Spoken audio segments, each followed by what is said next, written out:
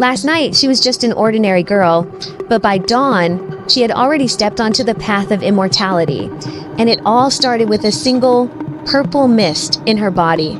After a night of meditation, I slowly opened my eyes. My body felt light, almost weightless, and inside my dantian, something extraordinary was taking shape. A soft purple mist, glowing faintly, curled like a living flame within me. When I focused my consciousness, the mist stirred gently, as though it recognized me. A sense of intimacy, warmth, and connection flowed into my heart. I held my breath in awe. Was this the legendary spiritual energy? If so, then I had already drawn chi into my body. What I didn't realize was that with the condensation of this energy, I had unknowingly stepped into the very first stage of chi training.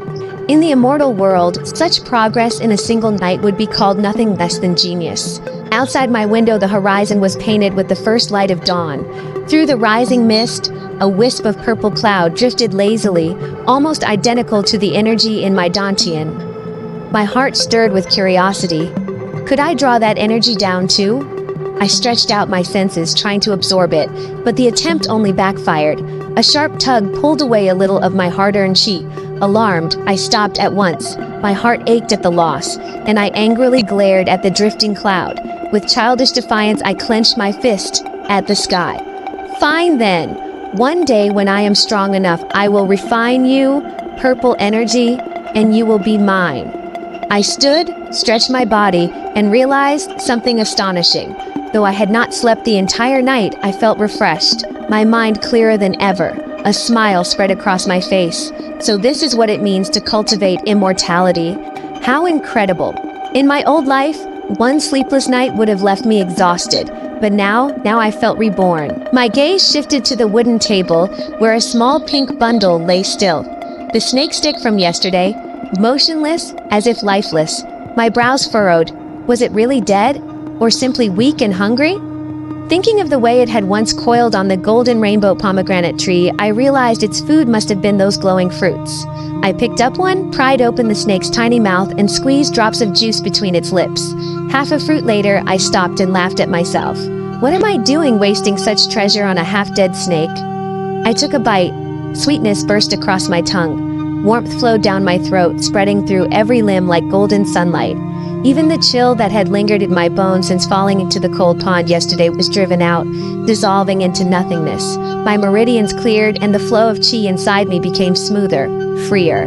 After finishing, I secretly promised myself, once I finish my task today, I must pick 2 more of these golden treasures. Perhaps even more if no one notices. But what I didn't know was that in the entire Xuantian sect, even the smallest sprig of spiritual grass had an owner. To take fruit from a tree casually planted on the mountain was to touch upon invisible rules, and rules in this world could be more dangerous than blades. Still lost in thought, I stepped outside my cabin. A light mist lingered over the mountains, weaving like silk through the pines. Faint motes of light shimmered in the fog, scattering like stars across the twilight sky. The immortal mountain loomed in the distance, mysterious and dreamlike. I drew a deep breath of that cool, fragrant air. So beautiful. At my feet, I noticed something surprising. In the small nursery patch that had been empty yesterday, green shoots had begun to sprout. Delighted, I squatted down, eyes wide with curiosity. What will you grow into? Flowers, perhaps? How wonderful it would be to see blossoms blooming outside my cabin window. Today, according to the sex guide, I could go to the transmission hall to learn my very first spell.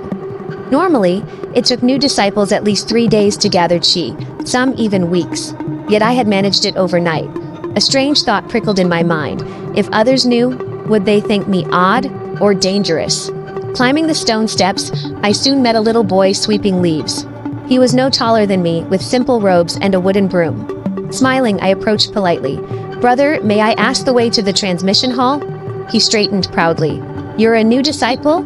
Since you call me senior brother, I shall take you there." My eyes went round with shock. This is real magic. The crane lowered its long neck and said with a human voice, "Climb on, I'll carry you." My heart raced, my palms damp. Could I really ride him? But his gentle eyes held no malice. Gathering my courage, I clambered onto his back, clutching two soft feathers for balance. With a sweep of his wings, we lifted into the air. The ground fell away, mountains shrinking beneath us. Clouds wrapped around us in silvery veils. The wind rushed past my ears, but a warm aura surrounded me, shielding me from the chill. I looked down, breathless. The immortal mountains stretched endlessly below, peaks floating in mist, like islands in a sea of clouds.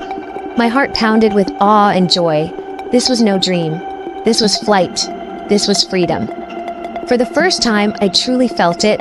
I had stepped into a new world, vast and full of wonders, and this journey had only just begun.